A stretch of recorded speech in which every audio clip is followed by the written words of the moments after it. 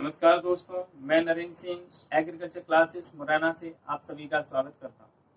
आज मैं आपको एग्रीकल्चर से संबंधित बताने वाला हूं।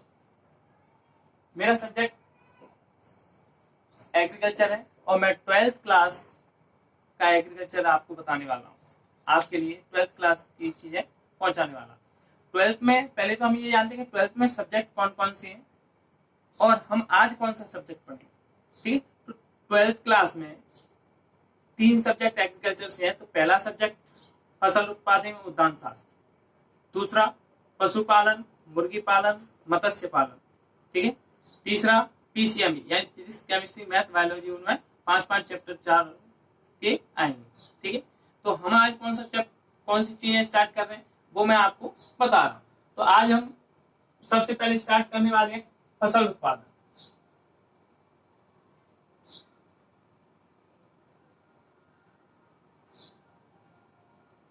आज हम फसल उत्पादन पढ़ेंगे और फसल उत्पादन का पहला चैप्टर कौन सा है?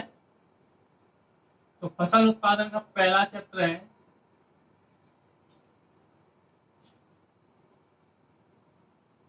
जल निकास, ठीक है। तो जल निकास के बारे में हम पढ़ेंगे। तो पहला प्रश्न बनता है जल निकास किसे कहते हैं? पहला प्रश्न क्या बनेगा? जल निकास किसे कहते हैं? तो भूमि की आवश्यकता से अधिक जल को खेतों से बाहर निकालना ही क्या कहलाता है? जल निकास कहलाता है। यानी भूमि की आवश्यकता से अधिक जल को खेतों से बाहर निकालना ही जल निकास कहलाता है, ठीक है। कोई दिक्कत? यानी हम दोबारा से फिर बता रहा हूं, एक दूसरी परिभाषा और है, खेतों से फालतू पानी को कृत्रिम रूप से बाहर निकालना ही जल निकास कहलाता है। खेतों से फालतू पानी को कृत्रिम रूप से बाहर निकालना ही जल निकास कहलाता। अब इसके बाद हम पढ़ेंगे कि जल निकास का उद्देश्य क्या है, पानी को हम खेतों से बाहर क्यों निकालते, हमें क्या लाभ है, क्या महत्व है उसका और क्या उद्देश्य है उसकी। तो हम उसके बारे में हम पढ़ेंगे। क्या पढ़ने वाले हैं? स्टार्ट। प्रश्न है ये हमारा, उद्देश्य, लाभ, महत्व। चाहे तो वो उद्देश्य पूछे, चाहे वो लाभ पूछे, चाहे वो महत्व पूछे, ठीक है। आंसर एक ही है। तो उद्देश्य, हमें खेतों से पानी को बाहर क्यों निकालते? तो पहला, भूमि की भौतिक दशा को सुधार करने के लिए, यानी जो हमारी मिट्टी है, जो हमारी भूमि है, उसकी जो भौतिक दशा, पानी अधिक दिनों तक भरा रहने के कारण जो खराब हो जाती है, उससे बचाने के लिए हम क्या करते हैं? खेतों से पानी को बाहर निकालते हैं। दूसरा, भूमि में हवा का उचित आवागमन बनाए रखने के लिए, यानी जो हमारी मिट्टी है, भूमि है, उसमें जो हवा है उसका अच्छे प्रकार से आवागमन बना रहे, उसके लिए हम क्या करते हैं? पानी को खेतों से बाहर निकालते हैं। तीसरा, भूमि को दलदली होने से बचाने के लिए, अगर ज्यादा दिनों तक ये हमारा खेत है, खेत में अगर ज्यादा दिनों तक पानी भरा रहेगा तो मिट्टी कैसी हो जाएगी? दलदली हो जाएगी, और दलदली हो जाएगी तो वहां हम खेती बाड़ी नहीं कर सकते। अगला, भूमि को अम्लीय तथा क्षारीयता से बचाने के लिए, यानी मिट्टी हमारी अम्लीय तथा क्षारीय ना हो जाए, इसके बचाव करने के लिए हम क्या करते हैं? खेतों से पानी को बाहर निकालते। फसलों की कृषि क्रियाएं समय पर करने के लिए, यानी अगर हम खेतों में अगर हम फसल करना चाहें तो पानी भरा रहेगा तो फसल तो हो नहीं पाएगी, इसलिए हम क्या करते हैं कि फसलों के लिए कृषि क्रिया समय पर हो, इसके लिए हम क्या करते हैं? जल निकास आवश्यक होता है। इसके बाद अगला पॉइंट है, अगर हानिकारक कीटाणुओं से फसलों की रक्षा करने या हानिकारक कीटाणुओं को नष्ट करने के लिए, जो हमारा खेत है उसमें हमें अगर पानी भरा रहेगा तो वहां पे हानिकारक कीटाणु वहां पे पनपेंगे, जी कीट पतंगे वहां पर आएंगे और जो बाद में क्या करेंगे, वहां पर जीवन यापन करके फसलों को नुकसान पहुंचाए। इसलिए हम अगर खेतों से पानी को बाहर निकाल देते तो वो साथ में क्या है, जो कीट है, कीट पतंगे, वो भी पानी के साथ चले जाते हैं, जिससे क्या होगा? हमारी फसलों को नुकसान नहीं होगा। भूमि के हानिकारक लवणों को बाहर निकालना, जो वर्षा ऋतु में जो चारों तरफ से हमारे जो निचला स्थान है उसमें जो हानिकारक लवण एकत्रित हो जाते हैं, वो हानिकारक लवणों को हम क्या करें? जल निकास के द्वारा हम बाहर निकाल सकते हैं, ठीक है। तो ये सारी चीजें क्या है, इसके लिए लाभदायक है। तो हमारा दूसरा प्रश्न भी कंप्लीट हो गया। पहला प्रश्न था जल निकास किसे कहते हैं, दूसरा प्रश्न था जल निकास के क्या उद्देश्य है और क्या लाभ है, क्या महत्व है। दोनों प्रश्न हमारे कंप्लीट हो गए। प्रश्न क्रमांक 3, पहला जल निकास किसे कहते हैं, दूसरा लिखा है था मैंने जल निकास के उद्देश्य क्या है, महत्व क्या है या लाभ क्या है। क्वेश्चन क्रमांक 30 नोट करेंगे अपन लोग। जल निकास पर प्रभाव डालने वाले प्रमुख कारक कौन कौन से हैं, यानी जो हम खेतों से जो पानी बाहर निकालते हैं उनमें कौन कौन से कारक हैं जो उनको प्रभावित करने का कार्य करता है। तो मैंने आपके लिए पॉइंट पहले लिख के रखे हैं, ठीक है। तो जल निकास पर प्रभाव डालने वाले कारक कौन कौन से हैं। पहला कारक है भूमि का ढाल, ठीक है। तो भूमि का ढाल, अधिक ढाल वाली भूमि, अधिक ढाल वाली भूमि में मेड़बंदी करके या सीढ़ीनुमा खेत बनाकर हमेशा कैसी नालियों का निर्माण करना चाहिए, बंद नालियों का निर्माण करना चाहिए। इसके विपरीत यदि कम ढाल वाली भूमि है तो हमें वहां पे हमेशा खुली नालियों का निर्माण करना चाहिए। दूसरी हेडिंग क्या है, दूसरी हेडिंग है भूमि की किस्म। भूमि की किस्म क्या है, तो भारी मृदाओं जैसे दोमट मिट्टी, चिकनी मिट्टी, काली मिट्टी, कपासी मिट्टी में खुली नालियों का निर्माण करना चाहिए। क्यों, क्योंकि ऐसी मिट्टी पानी के साथ कम क्रिया करके कम मात्रा में पानी के साथ घुलकर बहती है। इसके विपरीत यह रेतीली मिट्टी है, बलुई मिट्टी है, तो ये मिट्टियां क्या करती है, पानी के साथ आसानी से घुल जाती हैं और खेतों से पानी के साथ ज्यादा मात्रा में घुलकर बाहर निकल जाती हैं। इसलिए हमेशा हमें इनके लिए कैसी नालियों का निर्माण करना चाहिए, खुली नालियों का निर्माण न करते हुए बंद जल निकास नालियों का निर्माण करना चाहिए। तीसरी हेडिंग क्या है, किसान की आर्थिक दशा।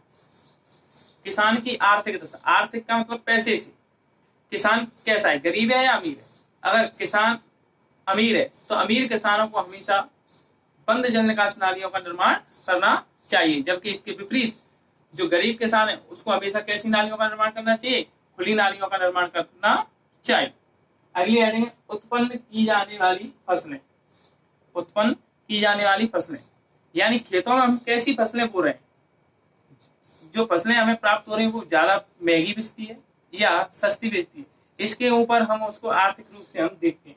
तो उत्पन्न की जाने वाली फसलें, तो यानी जो फसलें अगर महंगी फसलें बोई गई हैं तो हमें उसमें क्या करना चाहिए, बंद जल निकास नाली का निर्माण करना चाहिए। या हल्की किस्में ले रहे हैं, हल्की फसलें ले रहे हैं, कम महंगी फसलें ले रहे हैं, तो उसके लिए हमेशा कैसी नालियों का निर्माण करना चाहिए, खुली जल निकास नालियों का निर्माण करते रहना चाहिए। इसके भूमि की कीमत, अधिक मूल्यवान भूमि है, अधिक पैसे से खरीदी हुई भूमि है, तो इसमें हमेशा हमें कैसी नालियों का निर्माण करना चाहिए, बंद जल निकास नालियों का निर्माण करना चाहिए। इसके विपरीत यदि कम मूल्यवान भूमि है यानी कम पैसे कम महंगी भूमि है तो उसके लिए हमेशा कैसी नालियों का निर्माण करना चाहिए, खुली जल निकास नालियों का निर्माण करना चाहिए। अगला प्रश्न है, भूमि में अतिरिक्त जल से होने वाली हानियों का वर्णन कीजिए। यानी जो हमारी मिट्टी है उसमें अतिरिक्त जल से कौन कौन सी हानियां होती हैं उसके बारे में हम देखते हैं। तो पहला पॉइंट, भूमि में अतिरिक्त जल से यानी ज्यादा पानी से, भूमि में ज्यादा पानी से कौन कौन सी हानि होती है। तो पहला पॉइंट है भूमि में अतिरिक्त जल से होने वाली हानि। पहला, वायु संचार में बाधा उत्पन्न हो जाना।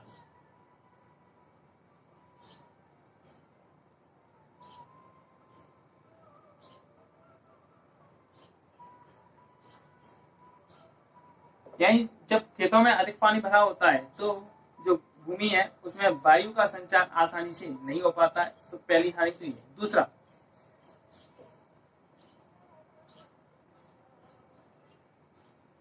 मिट्टी का तापमान,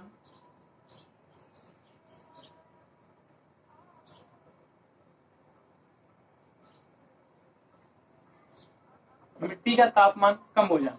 यानी ज्यादा दिनों तक अगर खेतों में पानी भरा रहता है तो उससे क्या है, मिट्टी का जो टेम्परेचर होता है वो कैसा हो जाता है, कम हो जाता है। तीसरा, हानिकारक लवणों का एकत्रित हो जाना।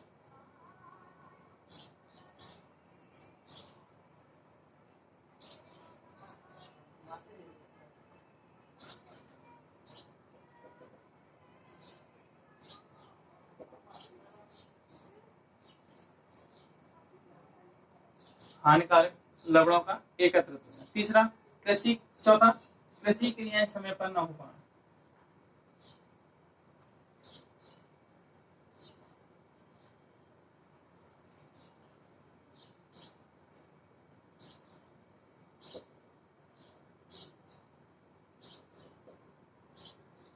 जो कृषि की क्रियाएं, कृषि क्रियाओं का मतलब होता है, कृषि क्रियाओं का मतलब होता है खेती बाड़ी में जुताई करना, गुड़ाई करना, बुवाई करना, ये क्या है, इसकी कृषि क्रिया है। और जब खेतों में पानी भरा रहेगा तो खेतों में क्या है, इसकी कृषि क्रिया हम समय पर नहीं कर सकते। मृदा में अधिक नमी से